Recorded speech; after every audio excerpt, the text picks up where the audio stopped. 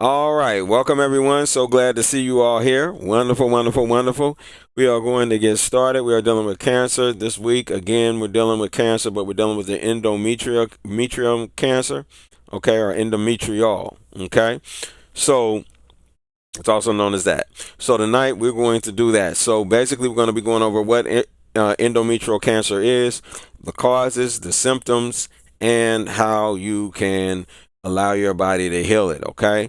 So it's very important to pay close attention as we go through this. If you missed the cancer class last night, there's a lot of information that you need to see.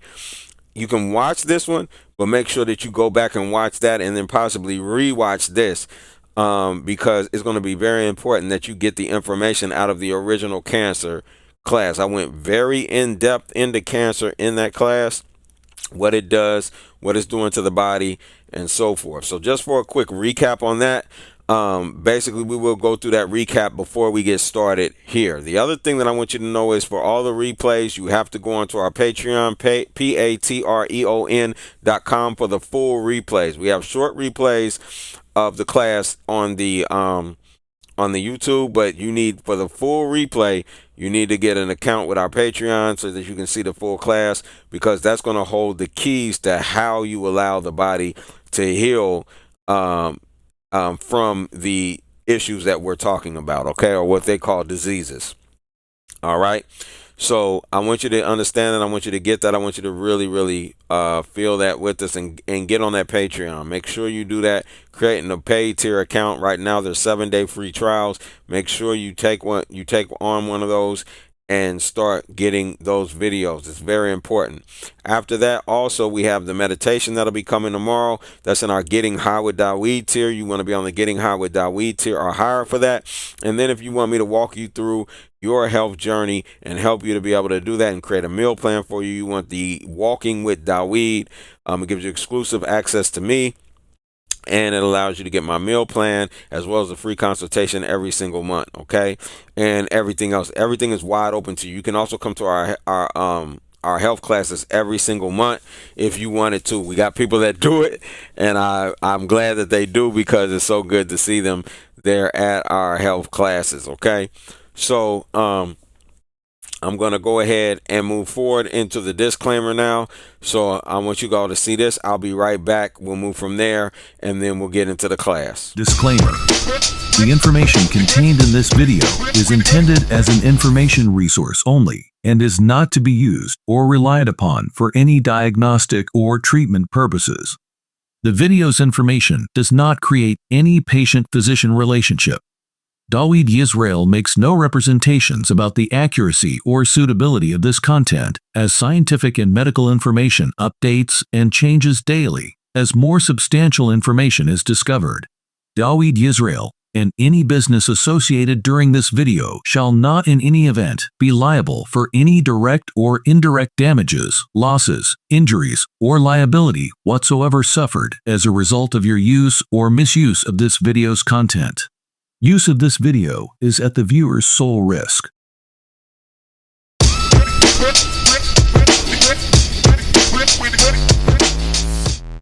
My name is Julie, and I want to say that it has done this class has done a great deal by me reiterating to myself that nothing just happens; it happens just. So I didn't just meet the guy at the health food store. I met my own health that is to be coming for me to be better healthy. That's what I learned today. And I also learned that herbs is not the key. It's what I eat, the food that I eat, the live food that I eat. And I already knew that, but just to get back into that mindset and that frame of consciousness is what I needed. And so thank you. Thank you. Thank you. All right, so with that, we're going to go ahead and get started. Again, if you have not subscribed, make sure that you subscribe to the channel. It's going to allow you to get all of our information. It's going to allow you to be able to get notifications when we go live, and it's also going to allow you to be able to chat in the chat, ask questions or anything like that. Like I said, and we're trying to get 1,000 subscribers. Once we get there, it's going to be paid to be able to ask questions. So make sure that you that you do that, okay? And the key thing is that the main thing that I want to talk about is the endometrial cancer, all right? And that's what we're going to talk about today, endometrial cancer, all right? And make sure again that you are subscribed if you have not. Make sure you do that. It's very important that you subscribe. It helps us, it helps you, and it helps to be able to again allow you to be able to chat in there and ask questions. Get your questions answered now. I'm telling you, ask those questions. And even if it's not live, make sure you put your questions in there. I go back through them to answer questions and so forth. And on my Patreon, make sure that you do that. If you want to rewatch the videos in full, you have to join one of our Patreon tiers, okay? And so I want you to be very clear on that. It's very important to understand that, okay? So with no further ado, what are you talking about when you said, what is your thoughts on this? What's your thoughts on this topic, Jerry? I don't understand. I don't see this. There's nothing there when you say, what is your thoughts on this? Okay. I need to know what that this is. Okay. Now let's continue. We're going to go right into the class. So what is endometrial cancer? And if you did not see my class last night, it is very important that you watch the previous cancer class before watching this class. Or you can watch this class, but you need to go back and then rewatch it, because I went deep into cancer and what it does and how your body deals with it and what it does to your body, okay? So it's very important. So we understand that cancer is what? Robbing nutrients, okay? It's robbing your oxygen. It's robbing your glucose, which is your food. Your body eats glucose. So it's taking your real food from you. Not the junk you be throwing in your body. It's taking your real food. Because everything that's food for us breaks down into glucose. It's taking your real food. It takes your proteins and your lipids, right? And then it only when it breaks down from there, what happens is that it only once it breaks down from there, it only what's the word I'm looking for? It only it only creates 2 ATP versus 36 ATP. Right? So your normal cells create 36 ATP with one glucose molecule. The cancer creates only 2 ATP, right? Forms of energy. ATP is the energy in your mitochondria. ATP, it only creates 2 per glucose molecule. So therefore it's eating up all your food, it's creating cancerous cells, and then it goes from powerful, right, to or it goes from efficient to less efficient. Okay, so now your body's running less efficiently, and now it's going to create a tumor or a colony of cancerous cells that are going to start killing off areas of your body, and where no oxygen can get to, because it becomes anaerobic. It switches to become anaerobic, which is what's called the Warburg effect. It switches to anaerobic, and when it becomes anaerobic, now air can't get into it. So it tricks the body, because it starts as an aerobic cycle. It does an aerobic glycolysis, okay? But then it goes into anaerobic glycolysis, so it's cutting off the spirit. Now nothing can communicate to it, and it becomes rogue cells, okay? Because remember, all communication takes place through the spirit. So wherever oxygen or air or spirit, which is all the same thing, where they cannot get to the body, that's where death occurs. And so that's what cancer cells are doing. They are creating an environment. They're not only creating an anaerobic environment, they're actually stealing the food from your body. So it's starving the body while destroying the protein, so it can't create more cells or anything, because those are the amino acids, right, that are going to create proteins. It's taking the proteins and it's taking the fats, which your body could also switch over to fat and eat fat instead of sugar. It's going to turn the fat into sugar. It takes all of it. So it's really starving you to death while at the same time suffocating you to death. It is no joke. That is real. Like I said, boy, I almost feel like it was made in a laboratory. You know what I mean? Because I mean, it is that detrimental. However, it's a great possibility. Your body, nature will create things like that to stop viruses. Meaning, if you become a virus, if you're not eating according to the way that you're eating, if you're not behaving the way that you're behaving, there are natural things in nature that are designed to take you out, so that you won't spread as a negative being on the planet, right? So there's things in nature to do that. And so that could be what that is also, just to be real with you. So, endometrial cancer is a type of cancer that forms in the lining of the uterus or endometrium. Okay, so endometrial cancer is a type of cancer that forms in the lining of the uterus or endometrium. It's the most common type of cancer affecting the female reproductive system. Okay, this is the most common type of cancer when it comes to the female reproductive system. It's not the most common form of cancer. It's the most common form of cancer dealing with the female reproductive system. And when I looked at endometrial cancer and uterine cancers, and endometrial being the number one uterine cancer is like prostate cancer in men. Okay?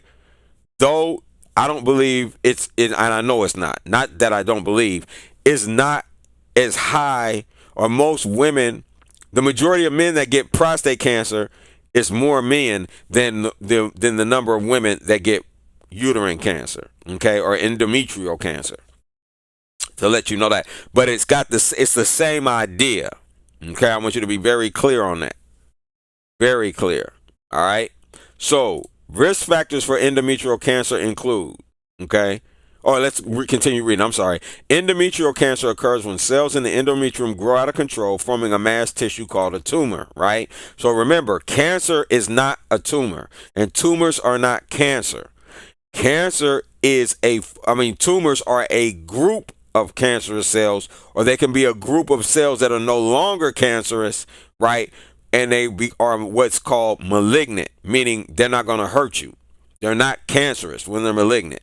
When they're benign, they are... No, it's the other way around. I'm sorry. Malignant means that I believe. Let's look that up and make sure. I want to make sure I'm 100% correct on that. I'm almost sure it's malignant is when they are cancerous. Excuse me. Malignant is when they are cancerous, right? Let's look that up. We always want to be sure. Yeah, tumor is cancerous. Okay, cool. I wanted to make sure I said that correctly. So malignant is a cancer that is cancerous, or a benign tumor is one that's not going to hurt you, okay?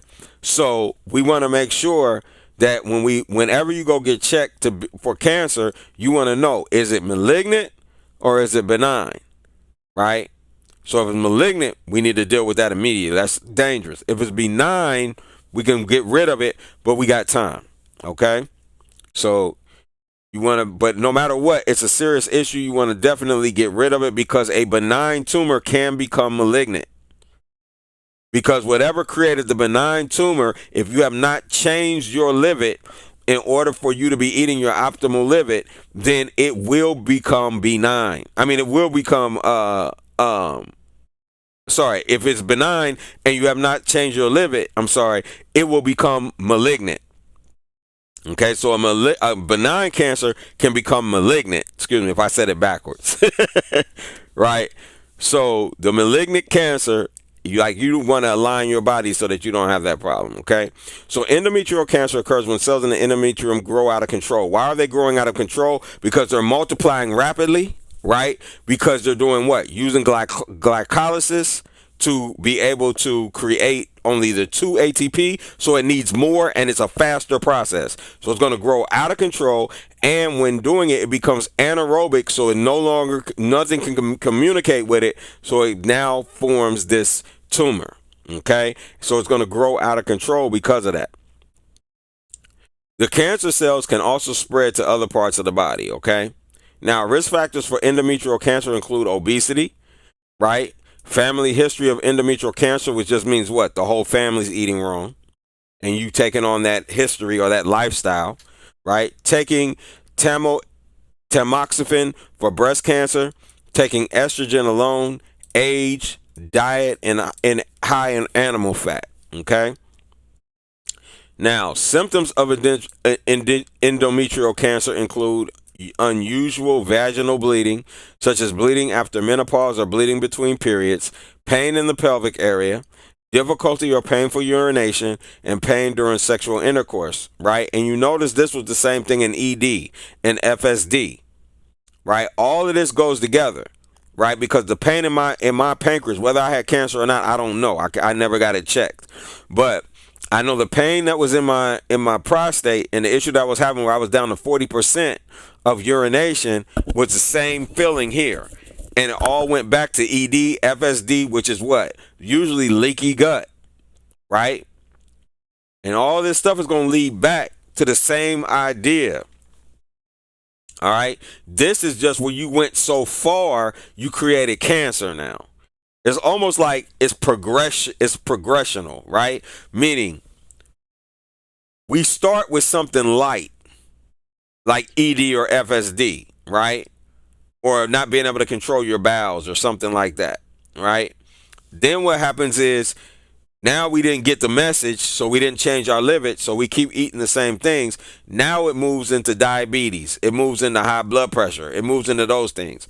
Then when you still hard-headed, it then gonna move into cancer. This is how this type of stuff works. So it's progressional, but they're all really the same issue coming from the liver. It's just progressing to a worser state. Now, if you don't catch it in the beginning, some people don't have symptoms in the beginning, so it might just show up as cancer. But you've been having problems all the way down. It's just that your body's elimination, as well as the alerting or the immune system, has broken down to the point where it's not giving you the symptoms like the other person. If you're not eating right and you don't have any symptoms, you are definitely sick. You are extremely sick. If you're not eating right, you should have symptoms. If you do not have any symptoms and you're not eating right, you are sick and you're broken down your body's defense mechanisms. All right? That is very dangerous. Why? Because disease is running rampant in your body. It has nothing to stop it. Symptoms are what stop the problem. Symptoms are what stop the issues. So when you go take medicine or you taking a suppressant or anything like that, you're suppressing symptoms, you're suppressing the healers.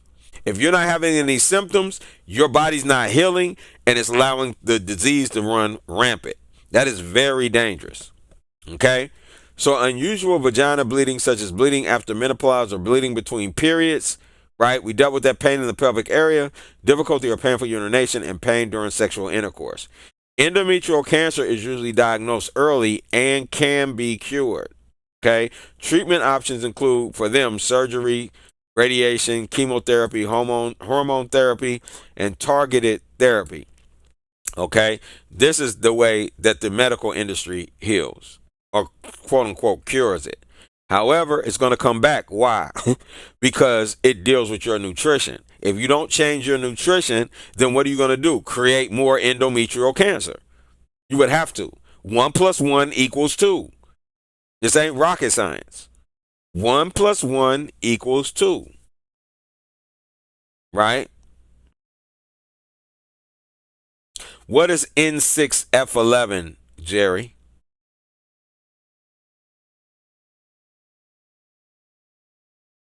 What is N6F11? I want to know what that is. All right, so this is key. Now, that's a good thing. I don't know what that is. I want to find out what that is. Symptoms of endometrial cancer.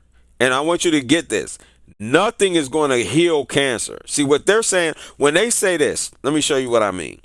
When they say that it can be cured, right? They're saying treatment includes surgery, radiation therapy, chemotherapy, hormone therapy, and targeted therapy. When they say that, what they're saying is we can remove what's there because they're not healing it. Healing it comes from it never coming back again And healing it means that you've changed your liver. That's the only way you can heal it, because your body has to heal it. No surgery, none of that. No surgery, no medications, no herbs. None of that is going to heal cancer. You must change your liver to give your body the right nutrients so that it can heal itself and make sure it never comes back. It is your eating habits that cause it in the first place, or your lifestyle, like being around microwaves, being on the cell phone too much, doing all those type things. That is going to cause cancer. All right?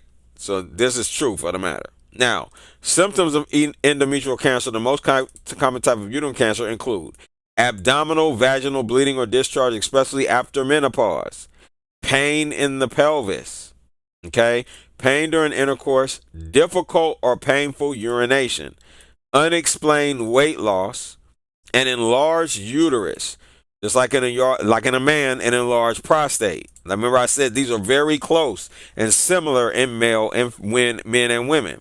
An enlarged uterus, which can be detected during a pelvic exam, weakness or pain in the lower abdomen, back, or legs, cough or shortness of breath, swelling in the belly or legs, and abdominal pain or distension. All right. Endometrial cancer is highly treatable when found early. Okay. Now, let's go to the next thing. What is endometrial cancer? Endometrial cancer starts when cells in endometrium, the inner lining of the uterus, start to grow out of control. Cells in nearly any part of the body can become cancer and can spread to other parts of the body. Okay? So, here we see a diagram. Okay? Now we see the ovaries, right? The fallopian tubes, the uterine cavity. This is here. This is above. If we're coming from the head down, it's above the uterine cavity. Excuse me, it's above the vagina. So the penis or nothing like that enters into this area at all. The penis, the furthest going to go is to the cervix. So it doesn't enter in here where the cancer's at. Okay. But it still can be painful during sex because all of this can end up being cancerous as it spreads. All right. So it's going to be inside of the lining of the endometrium right here. You see this? This area here is the endometrium. And it will be inside of there, right? Usually in the uterine cavity area. Okay, but it can come down. So just to let you know. But it's going to be in this area, usually up here. Okay? Now, the uterus is a hollow organ normally about the size and shape of a medium-sized pear. The uterus is where a fetus grows and develops when a woman is pregnant. It has two main parts. The upper part is called the body or the corpus. The corpus, the Latin word for body. The cervix is the lower end of the uterus that joins it to the vagina. When people talk about cancer of the uterus, they usually mean cancer that starts in the body of the uterus, not the cervix. Okay? So cervical cancer is a different type of cancer than the endometrial or uterus cancer. So it's usually up in this area, like I said. Okay? When it gets down here, it's cervical. But it still can be painful even though the penis is not touching it when you have sex. All right? So the body of the uterus has two main layers. The myometrium is the outer layer. The thick layer of the muscle is needed to push the baby out during the birth. The endometrium is the inner layer. During a woman's menstrual cycle, hormones cause the endometrium to change. Estrogen, again, remember this word, estrogen. We want to get rid of that in this situation. Estrogen causes the endometrium to thicken so that it could nourish an embryo if pregnancy occurs, right? If there's no pregnancy, estrogen is produced in lower amounts and more of the hormone called progesterone is made. This is why we don't, even with women with soy, you don't want to mess with that soy so much. Because your body needs to regulate the estrogen levels. And progesterone is what is in soy, according to my understanding. But it has estrogen, but it has a lot of progesterone as well. This causes the endometrial lining to shed. So this is why you have women that become vegans that's eating a lot of soy or whatever. They'll have issues with their menstrual cycles because they're eating soy. We need to all drop that soy. This causes endometrial lining to shed from the uterus and become the menstrual flow, period. This cycle repeats until menopause. Now, there's also a tissue called the serosa, which coats the outside of the uterus, and that's another type of cancer. You can have serosa cancer as well. Now, endometrial cancer, also called endometrial carcinoma, notice, carcinogens. Remember, I dealt with that yesterday. So, endometrial cancer, also called endometrial carcinoma, starts in the cells of the inner linings of the uterus, the endometrium. This is the most common type of cancer in the uterus.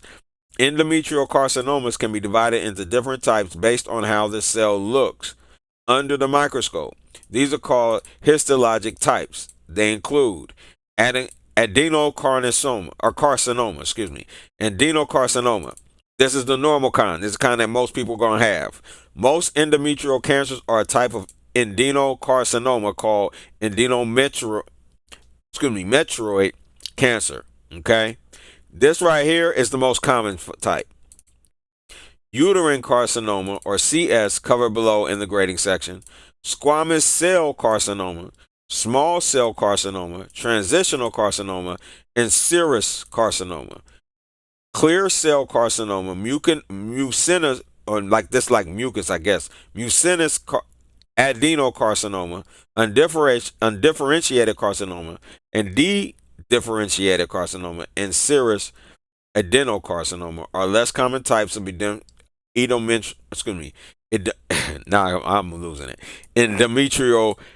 adenocarcinomas. They tend to grow and spread faster than most types of endometrial cancer. And if you have not joined yet, please make sure that you subscribe so that you can type in the chat if you have questions or anything like that. They often have spread outside the uterus by the time they are diagnosed, okay? So endometrioid cancer. Most endometrial cancers are adenocarcinomas, and adenometrioid cancer is the most common type of adenocarcinoma by far. Adenometrioid cancers start in the gland cells and look a lot like the normal uterine lining endometrium. So it's always trying to trick, right? It's always trying to make a difference or whatever with it, right? It's always trying to like clone itself. So it starts looking like the lining at first. Okay? So it's always trying to clone itself. Some of these cancers have squamous cells. Squamous cells are flat, thin cells, as well as glandular cells. There are many variants or subtypes of endometrial cancers, including adenocarcinoma, adenoacanthoma, adenosquamous, secretory carcinoma, ciliated carcinoma, viloglandular adenocarcinoma. Okay. Now, grading endometrial cancer. The grade of endometrial cancer is based on how much the cancer cells are organized into glands that look like glands found in a normal, healthy endometrium. Okay? In lower grade cancers, more of the cancer cells form glands. In higher grade, like grade 3, more of the cancer cells are disorganized and do not form glands. Okay? So grade 1 tumors have 95% or more of the cancer tissue forming glands. Grade 2 tumors have between 50 to 94% of the tissue forming glands. Grade 3 tumors have less than half of the cancer tissue forming glands. And grade 3 cancers tend to be aggressive. They grow and spread fast and have a worse outlook than lower grade cancers, okay? So that is what they look like, right? Grade 1 have 95% more of the cancer tissue forming glands, right? So this will probably be our worst type, right? Grade 3 tumors have less than half of cancer tissue forming glands. Grade 3 cancers tend to be aggressive. They grow and spread fast and have the worst outlet, but they grow and spread fast, and that's deep. Because they have less cancer, but they grow faster. So grade 3 could be the worst. Let's look and see. Grades 1 and 2 in endometrioid cancers are type 1 endometrial cancers. Type 1 cancers are usually not very aggressive and they don't spread to other tissues quickly. This is another thing you can look for if you have endometrial cancer. You ask your doctor, what grade do I have? What grade cancer do I have? Right? That's a very important question. Type 1, 2, or 3 when it comes to endometrial are usually not very aggressive and they don't spread to other tissues quickly. Type 1 endometrial cancers are thought to be caused by too much estrogen, right? That means soy. Drop it. And eggs, soy, eggs, all that. That's estrogen. They sometimes develop from atypical hyperplasia and abnormal overgrowth of cells in the endometrium. Okay? A small number of endometrial cancers are type 2 endometrial cancer. Type 2 cancers are more likely to grow and spread outside the uterus. They have a poorer outlook than type 1 cancers. Doctors tend to treat these cancers more aggressively. They don't seem to be caused by too much estrogen. Type 2 cancers include all endometrial carcinomas that aren't type 1, such as papillary serous carcinoma, clear cell carcinoma, undifferentiated carcinoma, and grade 3 endometrioid carcinoma. These cancers don't look at all like normal endometrium and so are called poorly differentiated or high grade. Okay? So, uterine carcinomas. CS starts in the endometrium and has features of both endometrial carcinoma and sarcoma. The sarcoma is cancer that starts in the muscle cells of the uterus. In the past, CS was considered a different type of uterine cancer called uterine sarcoma, but doctors now believe that CS is endometrial carcinoma that's so abnormal it no longer looks much like the cells it came from. It is poorly differentiated. So uterine CS is a type of type 2 endometrial carcinoma. Now, if I want you to notice this word carcinoma, right? So again, we're back to carcinogens. It's causing the cancer. So you want to get rid of all carcinogens. And all cooked food is what? A carcinogen. It does not belong in the body. Your body's going to reject it. And if you overcook it, it's definitely a carcinogen. Now, uterine CS is a type 2 endometrial carcinoma. CS tumors are also known as malignant mixed mesodermal tumors or malignant mixed multarian tumors, right? They make up about 3% of the uterine cancers. Uterine sarcomas start in the muscle layer, right? Mometrium or supporting connective tissue of the uterus. So these are more not in the endometrium, but I guess they could get there, but they start in the myometrium. Okay? Very important point. Or supporting connective tissue of the uterus. These include uterine leiomyosarcomas and endometrial stromal sarcomas. These cancers are not covered here but are discussed in the detail. Okay, so we're not going to deal with that right now. Okay, cancers that start in the cervix and then spread to the uterus are differentiated from cancers that are in the body of the uterus. They are described in cervical cancer. Okay, so let's move forward now. Let's see, endometrial cancer. What is? We dealt with that. Cancer symptoms. We dealt with that. Risk factors. I'm going to read these. Endometrial cancer risk factors. Older people are at higher risk of developing cancer. Why are older people? I want y'all that are on the call, that have been on my calls, I want you to put in, why will older people risk developing endometrial cancer? Why can age do that? How could that be? Hmm?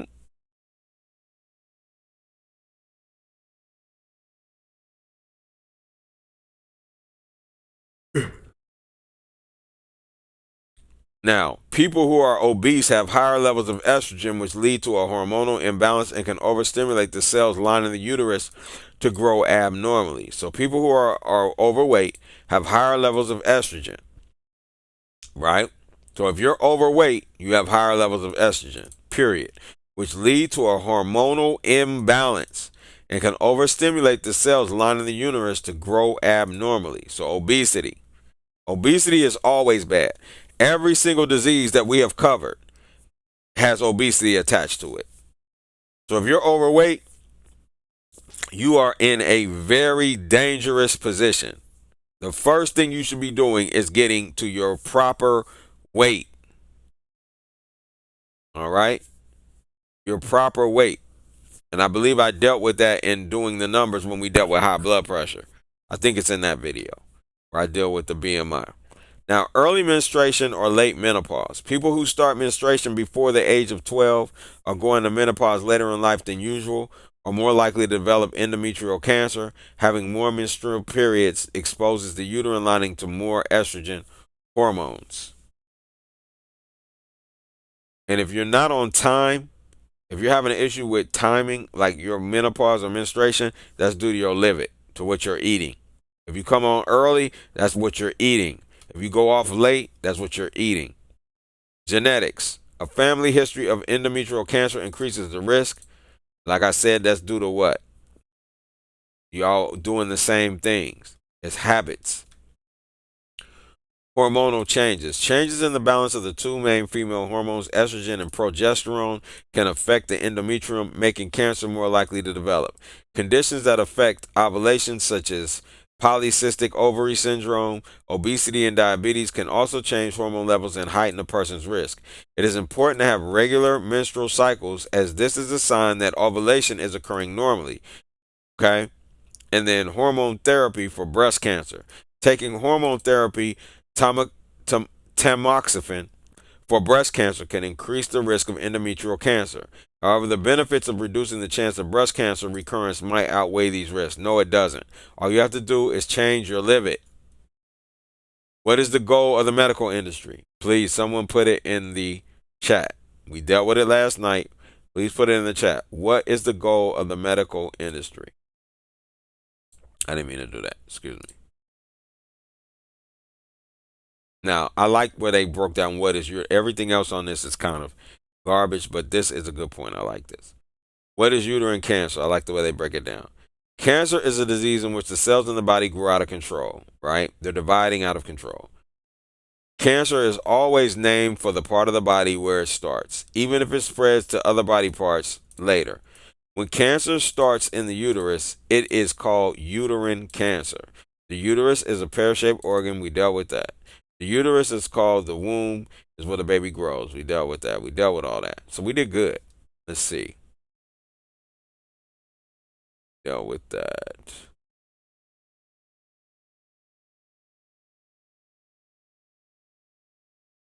This is the same stuff. I'm not going to deal with that. I'm not going to waste our time. All right. Okay, so now we're going to deal with how to heal it, okay? It's coming up on the 8th and the 15th, right? The location, it will either be Tinley Park or I might be in the city this time. I'm thinking about being in the city this time. If so, I will let you all know.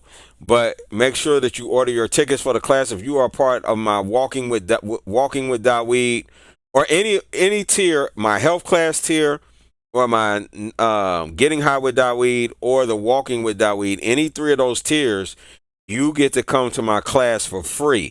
To get the massage and the meals, you get them free if you're with my Walk with Daweed program. Or if you just want to buy and pay one time for the class, you can also do that. It's only $50. I advise you to take it. The course is very good. I get mad responses on each and every class that I have. I got people that come back several times and love the class. So with that, everyone, I appreciate y'all time. See you all at the top of your health journey. Peace. For the rest of this video and more videos like these, you can join us at patreon.com/health class. Again, that's patreon.com/health class, and join one of our paid tiers. Any of them will do. And you join one of those tiers, you can watch the rest of these videos, as well as all the other videos that I produced, including my former health classes, which is 4 to 8 hours of information that can help you on your health journey to the top. All right. So I look forward to sharing that adventure with you. I look forward to seeing you at the top of your